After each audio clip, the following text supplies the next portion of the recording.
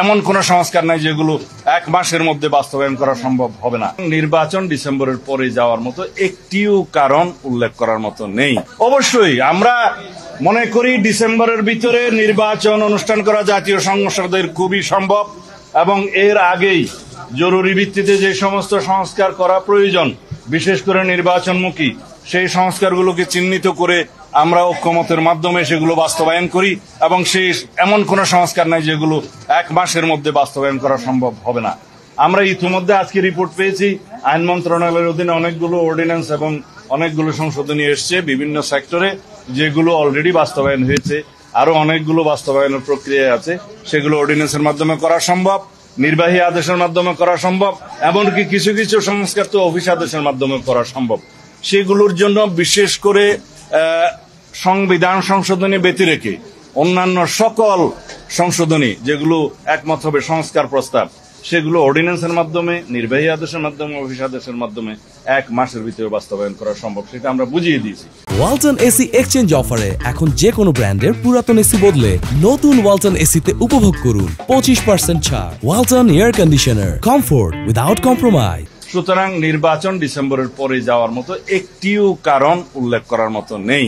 এই বিষয়টা আমরা বোঝাতে সক্ষম হয়েছি এবং আমরা আবারও অ্যাপ্রোচ করেছি এবং আজকের বক্তব্যে অধিকাংশ রাজনৈতিক দলের মধ্যে আমরা যেটা দেখলাম যে প্রায় সবাই ডিসেম্বরের আগেই নির্বাচনের জন্য তাদের প্রস্তাব আছে।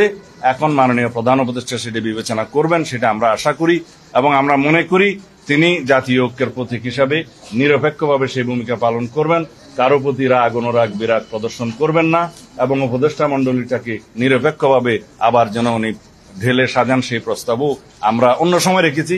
আজকে আমাদের বক্তব্য যেহেতু অন্য বিষয় ছিল, সেই বিষয়টা আমি এখানে আজকে তুলি নেই। তবে আমরা মনে করি জাতি তার কাছে চূড়ান্ত নিরপেক্ষতা আশা করি।